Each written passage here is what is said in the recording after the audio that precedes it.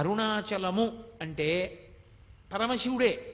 కాబట్టి ఆ శివునికి ప్రదక్షిణం చెయ్యడంలో పాపములు కాలిపోతాయి.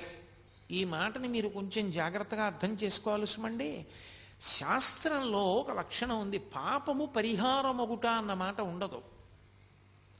పాపాలు పోవడం అన్నది ఉండదు. మీరు ఒకసారి పాపం చేశారనుకోండి, మీరంటే మనం అనుకోండి, నేను ఏదో ఉపన్యాసం చెప్తున్నాను కాబట్టి మీరు అంటూ ఉంటాను, ఒకరిని ఉద్దేశించి మాట్లాడేటప్పుడు అలా అనడం స్వాభావికమైన విషయం. అంతేగాని అది మీరందరూ పనికిమాలిన వాళ్ళు, నేను ఒక్కడిని పనికొచ్చేవాడిని అని కాదు దాని ఉద్దేశం. ఇన్ బిట్వీన్ ది లైన్స్ అంటారు, అర్థం అర్థం లేకుండా అలా అర్థం చేసుకోకూడదు ఉపన్యాసాన్ని. మీరంటే నేను కూడా అందులో మనం మనం అని మాట్లాడడం అన్ని వేళలా సాధ్యం కాకపోవచ్చు. ప్రదక్షిణం చేయడంలో పాపనాశనము అన్న మాటకి గొప్పతనం ఎందుకు వచ్చిందంటే, ఒక పాపం చేస్తే ఆ పాపం పోదు, అది అలా ఉంటుంది. అది అలా ఉండి ఫలితాన్ని ఇస్తుంది. పుణ్యం చేశారనుకోండి, పాపం చేశారనుకోండి, పాపం పుణ్యాన్ని కొట్టదు, పుణ్యం ఉంటుంది. పాపపుణ్యములు రెండూ ఏకకాలంలో అనుభవించవచ్చు. ఎప్పుడు భయంకరమైన పాపములు చెయ్యలేదని గుర్తు ఏమిటంటే, పాపము పుణ్యము ఏకకాలమునందు అనుభవిస్తూ ఉంటాడు. పుణ్యం ఉంది, బోలెడన్ని పళ్ళు పుచ్చుకుంటూ ఉంటాడు. ఎందుకు పుచ్చుకుంటాడు? ఆయన మీద గౌరవంతో పట్టుకొచ్చి ఇస్తూ ఉంటారు పళ్ళు. ఆయనేం అడిగాడని కాదు దాని ఉద్దేశ్యం. కానీ ఆయనకు ఒక పాపం ఉంది గతంలో చేసింది, అది ఆయనకి షుగర్ రూపంలో ఉంది, మధుమేహ రూపంలో. ఆయన ఒక్క పండు తినడం, నవనవనవలాడిపోతున్నటువంటి పళ్ళు, అత్యంత వెలపెట్టి కొనవలసిన పళ్ళన్నీ ఆయన దగ్గరికి వస్తాయి. ఆయన మాత్రం ఒక్క పండు తినలేడు. తినలేకపోవడం పాప ఫలితం. చూసి కూడా అబ్బా ఎంత బాగున్నాయో అనుకుని అక్కడ పెట్టడమే, అది పాప ఫలితం. పుచ్చుకోగలగడం, ఆ గౌరవం పుణ్య ఫలితం. ఏకకాలమునందు అనుభవిస్తున్నాడా లేదా? అనుభవిస్తాడు. అది మహాపాతకం అనుకోండి, అప్పుడు అలా కలపరు, కుదరదు. దాని ఫలితం అది ఇవ్వడం మొదలు పెడుతుంది, దీని ఫలితం ఆగిపోతుంది, పుణ్య ఫలితం ఆగిపోతుంది. ఆగిపోగానే భయంకరమైనటువంటి స్థితిలోకి జారిపోతాడు. ఇదే సుందరకాండలో స్వామి హనుమ చెప్తారు, తదేవ ఫలమన్వేతి ధర్మస్య ధర్మనాశన ప్రాప్తం ధర్మఫలం తావద్భవతా నత్ర సంశయ అంటారు. పాపములను కాల్చరు, పాపం అలాగే ఉంటుంది. విశేషమైనటువంటి ఈశ్వరానుగ్రహము కలిగినటువంటి ప్రదేశములలో ఈశ్వరుడే ప్రమాణం చేశాడనుకోండి, నేను కాల్చేస్తానన్నాడు అనుకోండి, అప్పుడు కాల్చేస్తాడు, అప్పుడు తీస్తాడు. అది జీవుడికి పరమ అదృష్టం. అది ఎలా పోతుందండి? అలా కుదరదు. అలా ఎలా పోతాయి? చేసిన పాపాలేం పోవు, పట్టుకుని ఉంటాయి అలాగా. ఆ పాపములను కాలుస్తారు. ఎప్పుడు? అరుణాచలంలో గిరి ప్రదక్షిణానికి వెళ్ళినటువంటి వాడికి. ఎలా ప్రదక్షిణం? నేను ఇందాక చెప్పినట్టు ప్రదక్షిణం చేస్తే, భగవన్నామం చెప్తూ వెడితే, నృత్యం చేస్తూ వెడితే, మహానుభావులు 1000 కన్నా ఎక్కువ మార్లు అరుణాచలానికి శరీరాన్ని నేల మీద పడేసి దొర్లిస్తూ పొర్లు దండాలు పెడుతూ ప్రదక్షిణాలు చేసిన వాళ్ళు ఉన్నారు. అంత గౌరవంతో ఆ పర్వతానికి పరమశివస్వరూపంగా ప్రదక్షిణం చేశారు. కాబట్టి అలా ప్రదక్షిణం చెయ్యడానికి నువ్వు ఉపక్రమించి ప్రదక్షిణం చేస్తే పాపములు కాలిపోతాయి. పాపము ప్రతిబంధక స్వరూపం. ఏదైనా ఒక కోరిక తీరకపోవడానికి కారణం ఏమిటంటే పాపమే ప్రతిబంధకంగా అడ్డొస్తుంది. ఇప్పుడు చూడండి, కొంతమంది కాశీ వెడదాం అనుకుంటారు, పాపం అన్నీ సిద్ధం చేసుకుంటాడు, ఇంకా రేపు కాశీ వెడదామనగా ఇవాళ ఏదో ప్రతిబంధకం వస్తుంది, వాడికి దాంట్లోంచి బయటికి రాలేడు, అందులో కాశీ ప్రయాణం ఆపేసుకుంటాడు. ఈశ్వరుణ్ణి ఏదో సేవిద్దాం అనుకుంటాడు, సేవించలేడు, వదిలిపెట్టవలసి వస్తుంది, పూజలోంచి లేచిపోవలసి వస్తుంది, ఒక్కొక్కసారి తప్పదు. అలా జరిగింది. ఒక దేవాలయానికి వెడదాం అనుకుంటాడు, ఎవరో వస్తారు, ఆయన్ని చూడగానే అయ్యో గుళ్ళోకి ఎడుతున్నానో అన్నా కూడా మనసు చిన్న చేసుకుని లోపల బాధపడుతున్నా పైకి వెకిలినవ్వు ఒకటి నవ్వి రెండంటూ తీసుకుని ఇంట్లోకి ఎడతాడు. ఆయన వెళ్ళిపోతారు, గుడి కట్టేస్తారు. అంత పరమపావనమైన తిథి నాడు దేవాలయానికి వెళ్ళాడు. లేదు, మంచి కార్యం, గుడికి వెళ్ళాలి, అనారోగ్యం, వెళ్ళలేడు.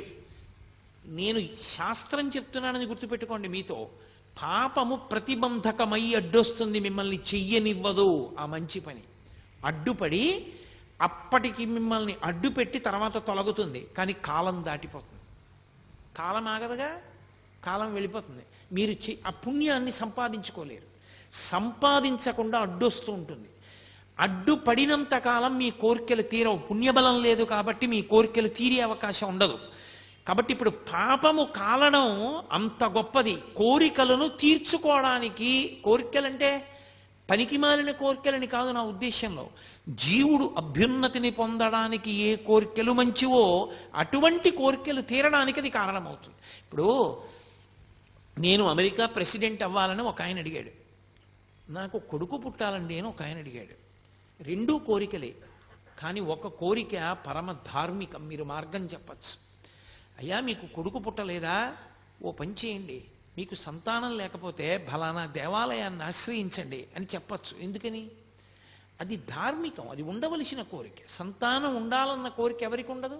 సంతానం లేకపోతే ఉత్తరగతులు ఉండవు. కాబట్టి మీరు సలహా చెప్పచ్చు. అమెరికా ప్రెసిడెంట్ ఎందుకు నీకు? అది అడిగిన వాడికి అవతల బొమ్మని చెప్పచ్చు. ఏ కోరిక తీర్చాలో ఏ కోరిక తీర్చకూడదో మనకే వివక్ష ఉన్నప్పుడు పరమేశ్వరుడికి ఉండదు. వాంఛితార్థ ప్రదాయిని, ఏ కోరిక తీరాలో ఆ కోరిక తీరుస్తాడు పరమేశ్వరుడు. దానికి అడ్డొచ్చినటువంటి ప్రతిబంధకాన్ని కాల్చేస్తాడు. అది ప్రదక్షిణంలో అంటే పాపము కాలుతుంది, ఇచ్చేస్తాడు. ఇప్పుడు కోరిక తీరుస్తాడు. కానీ ఒక ఇబ్బంది ఒకటి ఉంటుంది, ఒకటి ఉంటుంది వెనకాతల. అన్న మాటకు అర్థం ఏంటో తెలుసా? ఎప్పుడైనా సరే సంస్కృతంలో క్షకార ప్రయోగం చేశారు అంటే ఒకటే గుర్తు, అది చాలా మిమ్మల్ని ఇబ్బంది పెట్టేది అని గుర్తు.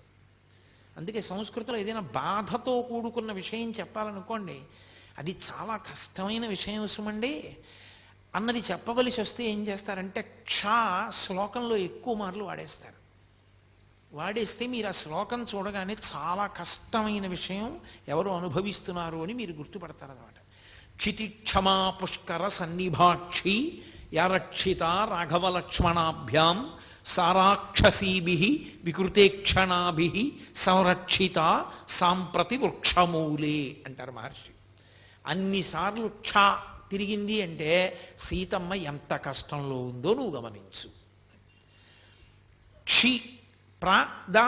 పక్కన వచ్చి కూర్చుంది.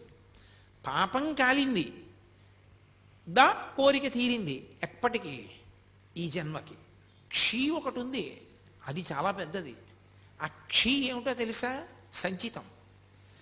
పర్వతాల కింద పడిపోయి ఉంటుంది. అంత పాపం ఏ 70 ఏళ్లలోనూ అనుభవించరా అంటే స్పృహ తప్పిపోతాడని పరమేశ్వరుడు కొంత పుణ్యం కొంత పాపం కలిపి పెట్టి పంపిస్తాడు.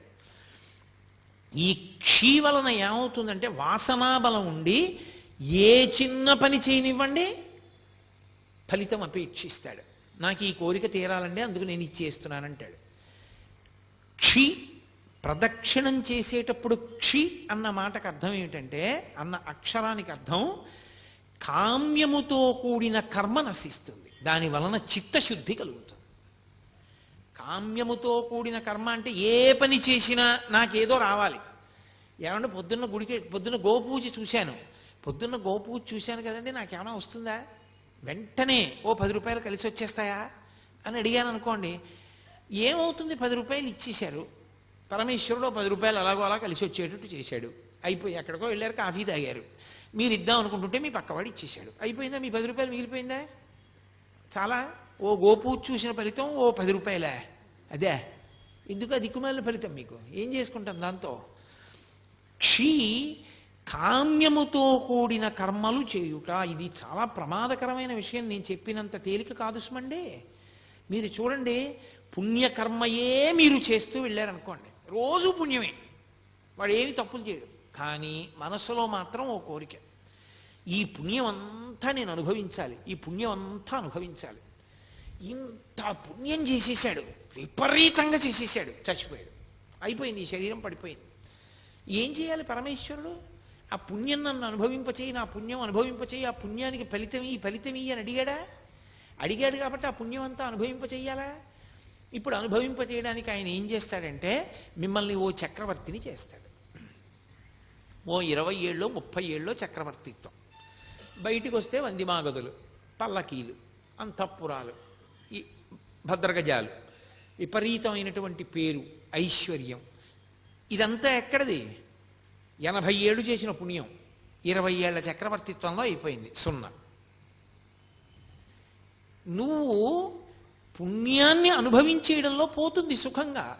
కాదు, నేను ఎందుకు చేస్తున్నానో తెలుసా ఈశ్వర, నేనేదో ఈ పుణ్యాన్ని ఫలితంగా అనుభవించడం కోసం కాదు, నాకు చిత్తశుద్ధినియ్యి, నిష్కామ కర్మ చేస్తాను, నాకు ఏ కోరిక లేదు. నేను ఎందుకు నిన్ను సేవిస్తున్నానంటే నిన్ను సేవించకుండా ఉండలేక ఇన్ని మాటలు, మళ్ళీ ఇప్పటికి ఎన్ని మాటలు పుట్టానో ఎన్ని మాటలు చచ్చిపోయానో, ఇంకా వద్దు, ఇక నాకు పుట్టాలని లేదు, ఇక చావాలని లేదు, ఈశ్వర మార్గం చూపించు అని అడిగారు అనుకోండి, ఈ జన్మలో కాకపోతే కనీసం కొద్ది జన్మలలో పూర్తయిపోతుంది.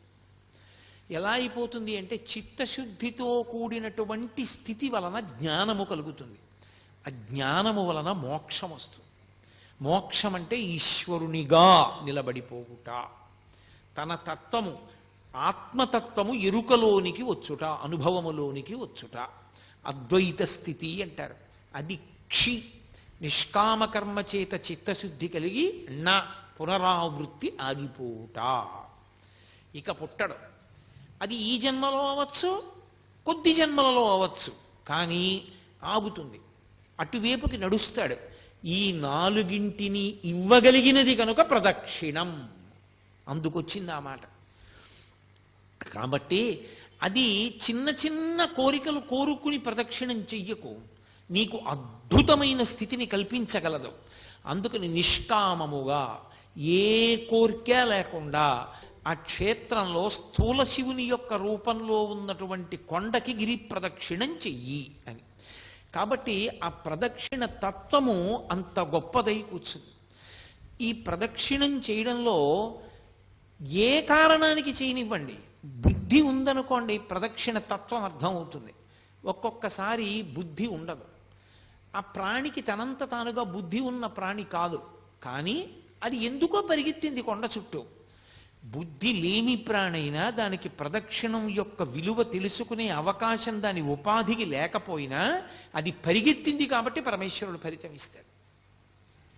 అది స్థూల శివుడుగా ఆయన రావడం వల్ల లోకానికి కలిగినటువంటి మహోపకారం. అలా ఆర్తి కలిగిన వాళ్ళకి చిన్న చిన్న విషయాల దగ్గర నుంచి పెద్ద పెద్ద విషయాల వరకు ఆయన అనుగ్రహించాడు ఆ ప్రదక్షిణ తత్వంలో. అందుకే కామ్యమునందు కూడా మీకు ప్రత్యేకంగా కోరి ప్రదక్షిణం చెయ్యక్కర్లేదు. ఆదివారం నాడు ప్రదక్షిణం చేశాడనుకోండి, ఆదివారం నాడు ప్రదక్షిణం చేసి వచ్చేస్తే సూర్యమండలాన్ని భేదిస్తాడు జీవుడు. శరీరం పడిపోయిన తర్వాత శరీర పతనానంతరము సూర్యమండలాన్ని ఛేదించి కైలాసంలో శివలోకానికి వెళ్ళి శివ సాన్నిధ్యమును పొందుతాడు. ఒక సోమవారం నాడు ప్రదక్షిణం చేశాడనుకోండి, జరామృత్యువులను దాటతాడు. జరామృత్యువు అంటే వృద్ధాప్యము, మృత్యువు. ఇదొక చిత్రమైనటువంటి విషయం. చాలామంది త్రిదళం త్రిగుణాకారం త్రినేత్రంచ త్రియాయుధం అంటుంటారు, కానీ అలా లేదు. అసలు యథార్థ పాఠం త్రియాయుషం అనుంది. త్రియాయుషం ఏకబిల్వం శివార్పణం. త్రియాయుషం అంటే 3 రకములైన ఆయుర్దాయాల్ని కోరుతారు. నేను వృద్ధాప్యాన్ని చూడాలని నేను కోరుకోవాలి. బాల్యము, కౌమారము, యవ్వనము దాటి నేను వార్ధక్యాన్ని చూడాలి అని అడగాలి. ఎందుకో తెలుసా? వార్ధక్యాన్ని చూడలేదు అంటే అపమృత్యువు. నా మనవల్ని ఎలా చూస్తాను? నా మనవల్ని చూసేశాను అనుకోండి, నేను నా 2వ తరాన్ని చూసేశాను. 2 తరాలు చూసేశాను అంటే లౌకికంగా నేను నా ఆయుర్దాయం చేత పరిపూర్ణంగా వంశంలో ప్రధానమైన మలుపులు చూసేశాను. ఇప్పుడు నేను వానప్రస్థానికి, ఈశ్వరుణ్ణి చేరుకోవడానికి, తపస్సు చేసుకోవడానికి వెళ్ళవచ్చు, అర్హత పొందుతాను. ముందే పడిపోయింది అనుకోండి శరీరం, అసలు ఇంకా కొడుకు లేడు, కొడుకుని చూడలేదు, తను చెయ్యవలసిన కర్తవ్యాలు పూర్తి చేయలేదు, అది అపమృత్యు దోషం అంటారు దాన్ని. అలా పడిపోకూడదు శరీరం. కాబట్టి అపమృత్యు దోషం పోవాలి అంటే జరా అంటే వృద్ధాప్యమునందు చింతతో అమ్మో ఇది పడిపోతుందేమో, అమ్మో ఇది పడిపోతుందేమో, అమ్మో ఇది పడిపోతుందేమో అని బెంగతో కాకుండా అమ్మో ఇది పడిపోకముందే చేసేయాలనేటటువంటి తాపత్రంతో చెయ్యగలిగినటువంటి స్థితిని పొంది తదనంతరము ఇక మళ్ళీ ఇంకొకసారి చావవలసిన అవసరం ఉండదు. అది ఆఖరి చావు. అంటే ఇంకోసారి పుట్టడని గుర్తు. పుడితే కదా చావడం. అది ఆఖరి వృద్ధాప్యం. ఆ ఆఖరి వృద్ధాప్యం భయంతో ఉండదు, ఆ ఆఖరి వృద్ధాప్యం త్వరతో ఉంటుంది. ఓ జుత్తు తెల్లబడిపోతోంది, 60 వచ్చేసాయి, చేసేయాలి గబగబా మంచి కార్యక్రమాలన్నీ.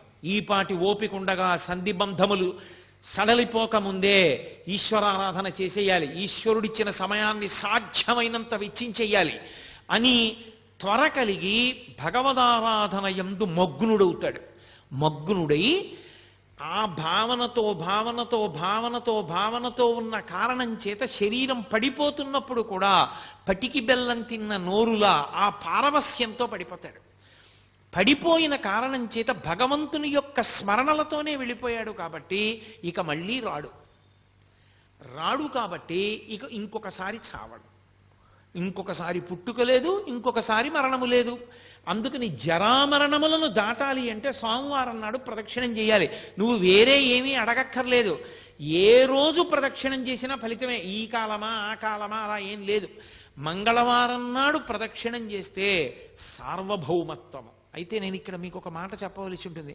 స్వయంగా భగవాన్ రమణులే చెప్పిన మాట. అరుణాచలంలో అరుణగిరికి ప్రదక్షిణానికి మంగళవారము శ్రేష్టము, చాలా మంచిది. మంగళవారం నాడు గిరి ప్రదక్షిణం చేస్తే ఎందుకో తెలుసా? అది అగ్ని కొండ, పావకి సుబ్రహ్మణ్య తత్వం, అది సుబ్రహ్మణ్య క్షేత్రం, శివానుగ్రహం. అక్కడ మంగళవారం నాడు ఉదయం కుజహోర ఉంటుంది. కుజుని యొక్క శక్తిని తగ్గించగలిగిన వాడు సుబ్రహ్మణ్యుడు. మంగళవారం సుబ్రహ్మణ్యానుగ్రహాన్ని ప్రోధి చేస్తుంది. అందుకే మంగళవారం నాడు ప్రదక్షిణం చాలా గొప్పది. సూరి నాగమ్మ గారు ప్రతి మంగళవారం గిరి ప్రదక్షిణానికి వెళ్ళేవారు. అప్పుడు మంగళవారం నాడు ప్రదక్షిణం చేసిన వాడు సార్వభౌముడవుతాడు. సార్వభౌముడవుతాడు అన్న మాటకు అర్థం చక్రవర్తి అంటే రాజ్య పరిపాలనే అనుకోక్కర్లేదు. భక్తి సార్వభౌముడు కావచ్చు, వైరాగ్య సార్వభౌముడు కావచ్చు, జ్ఞాన సార్వభౌముడు కావచ్చు. కాబట్టి మంగళవారం నాటి ప్రదక్షిణం సార్వభౌమత్వాన్ని ఇస్తుంది. బుధవారం నాడు గిరి ప్రదక్షిణం చేసినటువంటి వాడికి అపారమైనటువంటి పాండిత్యం అబ్బుతుంది. పాండిత్యం అంటే ఏవో కొన్ని పద్యాలు కొన్ని శ్లోకాలు చెప్పడం అనుకుంటున్నారేమో, కాదు. పండాహ అంటే భగవంతుని యొక్క జ్ఞానము కలుగుట. భగవద్జ్ఞానము కలగాలి అంటే తనంత తానుగా లోపల పొటమరించాలి అంటే బుధవారం నాడు ప్రదక్షిణం చెయ్యాలి. గురువారం నాడు నియమంగా అరుణాచలానికి ప్రదక్షిణం చేసిన వాడు లోకగురువు అవుతాడు, అంటే జగద్గురు స్థానాన్ని పొందుతాడు, అంతటి మహానుభావుడు అవుతాడు.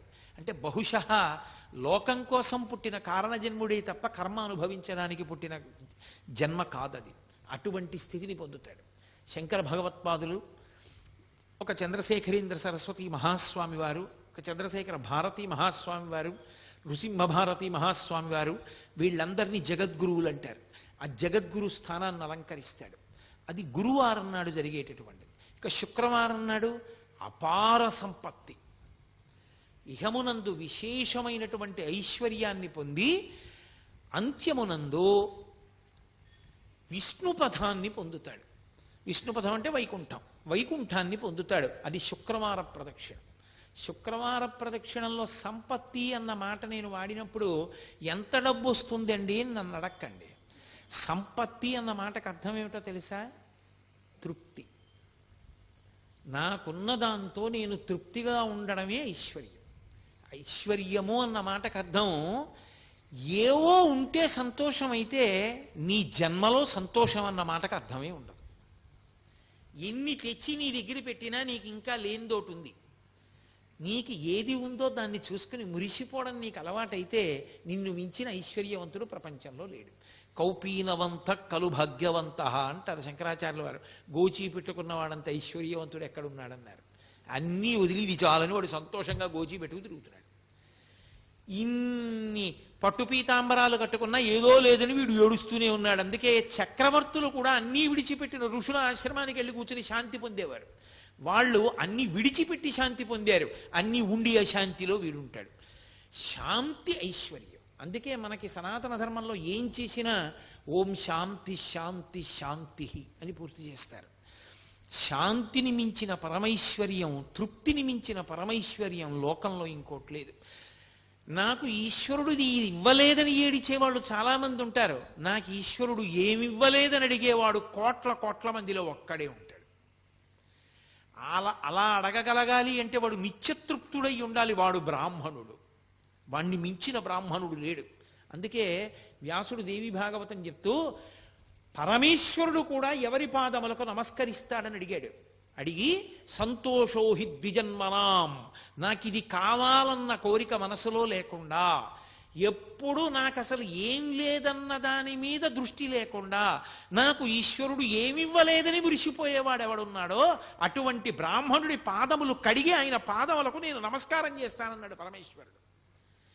కాబట్టి యతీనాం భూషణం జ్ఞానం సంతోషో హి ద్విజన్మనాం ఉద్యమం శత్రుహననం భూషణం భూతిమిచ్చతాం అన్నాడు ఆయన. కాబట్టి అది ఐశ్వర్యం అంటే. కాబట్టి ఇహమునందు సంపత్తి, విష్ణుపథమునందు స్థానము. శుక్రవారం నాడు ఆ గిరికి ప్రదక్షిణం. అలాగే శనివారం నాడు చేస్తే గ్రహపీడా విముక్తి. మీరు ఒక్క మాట చాలా జాగ్రత్తగా జ్ఞాపకం పెట్టుకోవాలి. గ్రహపీడా విముక్తి అన్న మాటకు అర్థం ఏమిటో తెలుసా అండి? ఆ గ్రహం మిమ్మల్ని బాధించడం మానేస్తుంది అని కాదు. మరి ఇంకెందుకండి గ్రహపీడా విముక్తి అని మీరు నన్ను అడగచ్చు. గ్రహములకు ఈశ్వరత్వము లేదు, గ్రహములకు ఈశ్వరత్వం లేదు.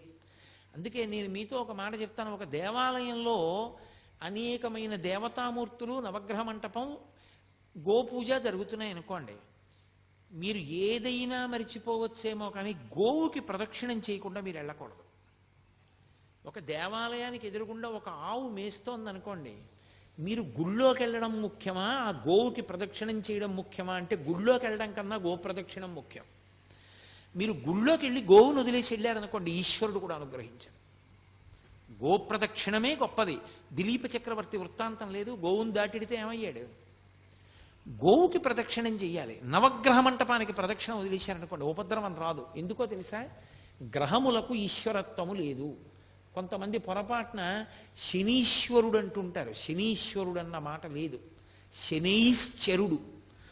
శనైహి చరహ, మెల్లగా మెల్లగా నడుస్తాడు ఆయన. అందుకని ఆయనకి శనైశ్చరుడు తప్ప శనీశ్వరుడు లేదు. అసలు గ్రహములకు ఈశ్వరత్వము లేదు.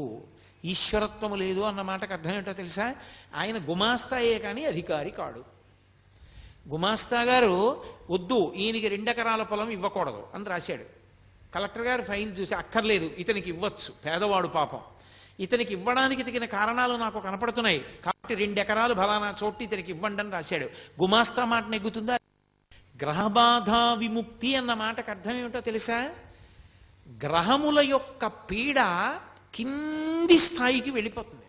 ఈశ్వరుడు పిలిచి అంటాడు, వాడిని నువ్వు బాధ పెట్టడానికి వీలు లేదు. ఇప్పుడు పాము కరవాలి వాడిని చీమ కరుస్తుంది. అంటే గ్రహం ఈశ్వరుడి మాటని బట్టి బాధించడంలో కింది స్థాయికి వెళ్ళిపోతుంది. అప్పుడు అసలు మిమ్మల్ని బాధించినట్టు ఉండదు. పాము కరిస్తే పడినటువంటి బాధ వలన పోవలసిన పాపం చీమ కరిచిన బాధని పాము కరిచిన బాధతో సరిపెట్టి పోగొడతారు. కొంతమందిని చూడండి, కారాగారంలోంచి సత్ప్రవర్తన వలన విడుదల చేసేసామంటారు. మనం ఎన్నుకున్న ప్రభుత్వానికే అంత అధికారం ఉంటే పరమేశ్వరుడికి గ్రహములను ఆదేశించడానికి అధికారం ఉండదని మీరు ఎలా అనుకుంటున్నారు? అది గ్రహపీడా విముక్తి అంటారు దాన్ని. అది శనివార ప్రదక్షిణం చేత కలుగుతుంది. సర్వం శ్రీ ఉమామహేశ్వర పరబ్రహ్మార్పణమస్తు. స్వస్తి.